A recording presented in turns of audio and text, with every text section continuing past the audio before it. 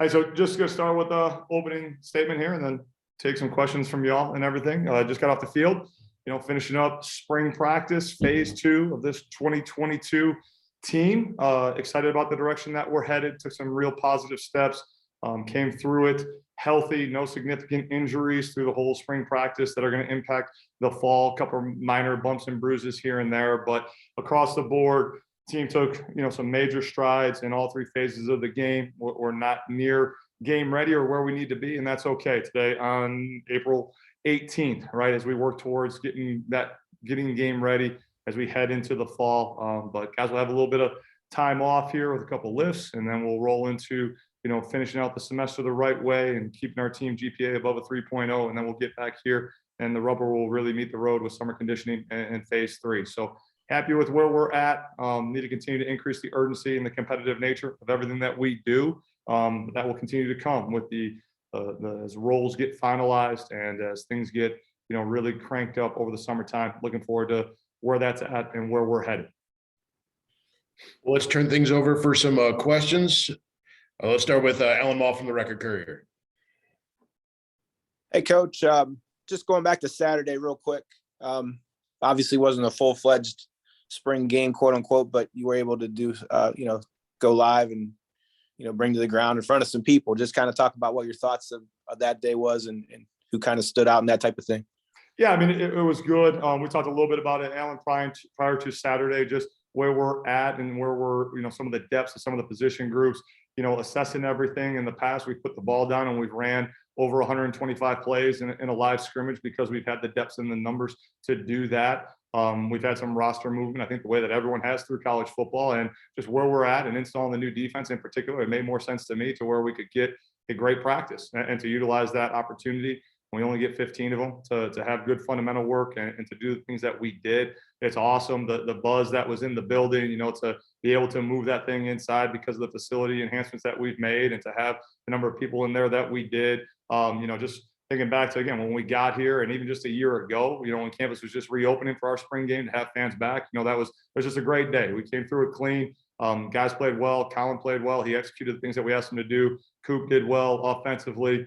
Jack Bailey up front has been strong. I really thought CJ West and Sekou Diaby and Keyshawn Gamble took a big step forward in that deal. Juan Wallace made some plays that flash, and he's been consistently good throughout spring. And then in the back end, we've had some guys that have stepped up as well. And it was good to watch those guys go and get after it. We came again through it, clean and healthy, which is a big piece of it, every single year when we go through this thing.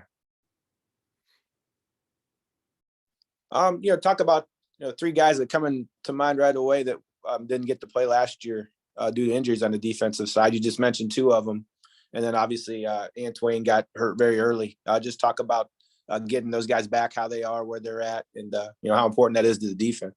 Yeah, absolutely, right. I mean, everyone knows that we as coaches are only as good as the best players that we have. When you got really good players that make you look good as coaches, and having those guys up front, in particular with Sekou and Keyshawn back up, they've done a good job. We've been very, very smart and I don't want to say cautious, but just very measured in what we've done with them to make sure that we're not doing too much too soon with the way that they're, tracking back to play. They did get a chance to, to get some live work here in the latter half of spring ball, and they've flashed and they've done some things.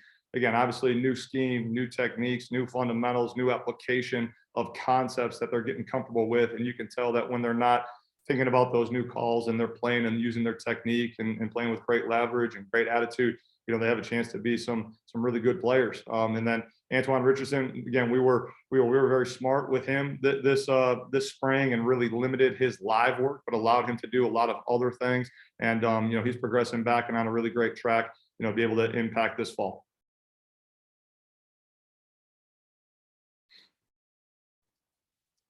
I talked to Zay West after Saturday's practice. You could just kind of feel he's an excitable young guy, and you could just tell he was pretty excited about how things are going and what's going on that side.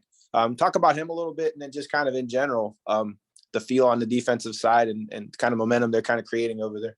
Yeah, I mean, obviously Zay, first and foremost, as an individual, he's been here since the beginning. He's grown and developed with us, and I've really appreciated, the strides that he's taken as a young man. And asking him to be a little bit more of a vocal leader as we continue to grow through things here. Now that he's more of a veteran, right? He's one of the older guys that's been around, and one of our single digit guys that we really need to lean into.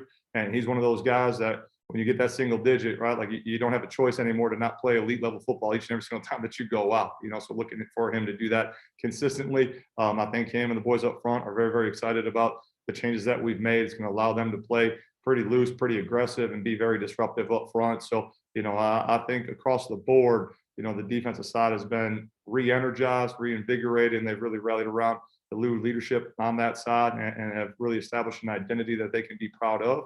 We're nowhere near where we need to be in that phase of the game.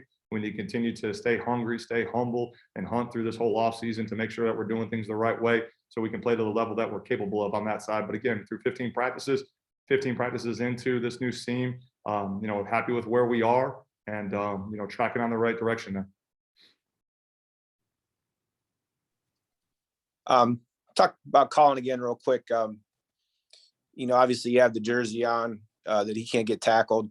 And just kind of starting to get a feel for how he plays. I know he likes to run the ball, and you kind of there's not a whole lot that he can do. Maybe some of the things he likes to do, he's not able to do because of the restrictions you have, which are obvious to try to keep your quarterback healthy. But just talk about, what the kind of game he plays and maybe kind of related to that a little bit, and that he is a little limited to what he can do based on how he likes to play and that type of thing when you're trying to keep him healthy, obviously. Yeah, I mean, he's got unbelievable arm talent. He's a really accurate kid, and he does a great job processing, so I think it's a blessing for him this time of year whenever we're going good on good, to where there's an element of his game that obviously he's naturally talented with, or the good Lord blessed him with a pretty nice skill set with his ability and his size and his strength and his ability to run. And, for the little bit of time that he's been in the program and some of the things that we've done with him, even with, having Crum on the roster, obviously his skill set is pretty unique in that. And again, the way that we utilized him, that Miami of Ohio game and the MAC championship, and then even in the bowl game, right? I think some of our fans and the people that have been around us and followed us for a long time, like yourself, Alan, they know what he's capable of in that regard. But I've been really pleased with his growth and the way that he's operated from the pocket. He's really embraced that opportunity this spring, and obviously the number of reps when you're the number one quarterback go up significantly. And he's able to get those moments and those opportunities and those reps, to where he's able to learn and grow and get great lessons that he's going to be able to carry over into the fall. And he's really embraced being able to stay in that home position, like we call it, in the pocket, and be able to do some real damage from there and deal the football around to the skill set or the skill guys that we have around him, to do some damage for him within the offense. My last one, just, as far as your roster goes and college football, just like all the college sports these days and all the things that are going on with people moving around, do you guys have some scholarship type of deals available where you could still add people for next year? Where kind of you at as far as that stuff goes? Yeah, we've our staff is comprised of a lot of really smart individuals, and then we've done a fabulous job kind of forecasting where this thing was going to go. And we have some money still left to play with as things continue to move forward. So there'll probably be some spots where we'll be able to add some guys that might be in the mix that can, come here and have an opportunity to compete and maybe help our ball club, in this 2022 fall as we approach it. Any positions in particular that you would like to add somebody before next year? You know me, Alan, everything always starts with running the ball and stopping the run. So any guy that can add value in those trenches up front is going to be a priority. I think that's the same for every head coach around the country with it all. But, we're going to assess everything and anyone, that's available. That's our job as coaches year in and year out. And it's also our job to make sure that we are assessing where we're currently at with the roster that we have and continue to develop those guys, right? But year in and year out, our guys know, and goes for our staff and myself included, but the 2021 version of our team or the 2021 version of myself, that same guy can't show up. You got to be better as you go forward. So whether that's, me, or that's Coach Johnson, or that's Colin Schlee, or that's Coach Farrell, or it's someone else that, comes in that we don't know who that is at this point in time, we got to make sure that we're putting the best 11 guys, out there in each and every single situation so that we can go make the plays that are needed. And each one of those situations is unique and different. And it's our job as coaches to make sure that we're developing the guys here in the facility and that we're, evaluating and vetting all options and all the different talent pools that are out there, whether that be the portal, junior college, high school late qualifiers, et cetera, et cetera, et cetera. Like that's where we have to be the experts in that so that we can go acquire the right talent to help us win and continue to move this program in the right direction.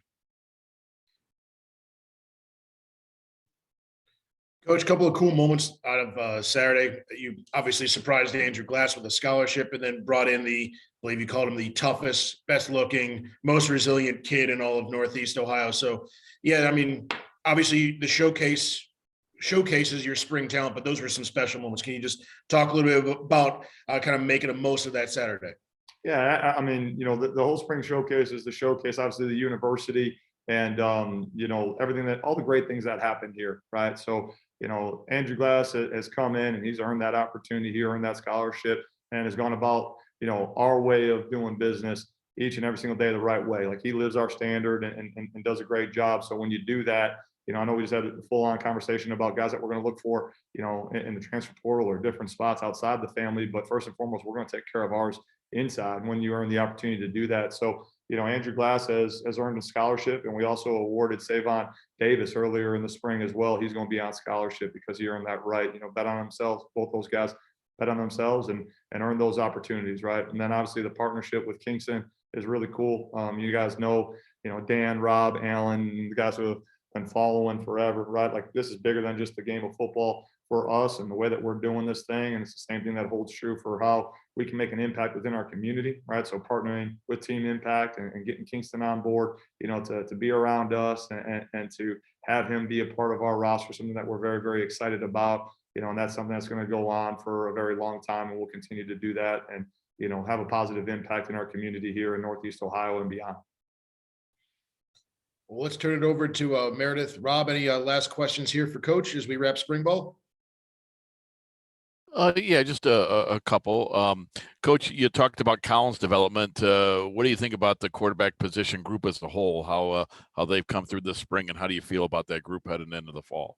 Yeah, feel good about it. Colin, we've talked at length about, but then Griffin Brewster behind him has been in the program, for a long time, and a really cerebral kid, and had been dealing with some things, with some injuries that just kind of been nagging him early on in his development. But he's been really, really strong this offseason. It's really helped him going forward. And I'm really pleased with the way that the ball's coming off his hands and what he's able to do. And then Devin Cargman, is a kid that should be in home ec, in his senior year right now and worry about who's taking to prom. And he enrolled early and is rolling with us right now, so things are spinning pretty quick for him right now, the way it always does for the guys that have, that first iteration of the offense. But I like his skill set, like his talents. Pat McQuaid, local kid here who does a great job. Again, really, really hot football IQ, comes from a football family. And, those four kids do a great job working with one another, competing and pushing one another. We started the spring with Gage Michael in the room. And because of his skill set and his football development and just the way that he's developed physically since he's been here, we actually slid him to safety and he's made some plays here in the second half, which is really cool to see. And he'll continue to refine his skill set there. But we got four kids in the quarterback room that I feel really good about. And those guys do a great job working together, pushing one another. So I feel like we're in a great spot there. Coach, was there a position group that stood out to you this spring with their growth from the beginning of practice to the end today? I was pleased with what our running backs did and where those guys are at. It's a pretty talented room, and the continued development of Coop and Brian Bradford has done a great job really reshaping his body, and his overall body composition is probably in the best spot that it's been since he's been here. And again, he's a really, really savvy football player, really, really cerebral. And those guys ran the ball incredibly hard. Gavin Garcia came in, again, another mid-year kid that did a really nice job. And I was really pleased with Xavier Williams, who had a surgery at the end of the year. So that withheld him, from spring ball. And as he continues to, stay on the road to recovery, he's doing a great job. But the way that he was engaged, it was almost like Coach X out there with the way that he handled everything, which was awesome. So those guys did a great job. And they don't look good without the boys up front. Coach OB and his crew did an outstanding job. Again, mentioned Jack, mentioned Sam Allen before. Those guys did awesome in the growth of our young tackles. I thought Marcellus Marshall did a really nice job through the spring from where he started and where he finished today. And then again, mentioned the defensive line and some of the growth and the maturity and the strides that they took there. The linebacker unit had some really good moments and really fought through, because there was just some nagging stuff that happened throughout the course of the spring, and the guys that were up and available, they fought through it all. So I was pleased with that. So again, overall, I thought we took some really good strides across the board, and there's still plenty of room to grow and develop as we continue to push forward here. Thank you. Any final questions here for Coach Lewis before we wrap things up for the spring?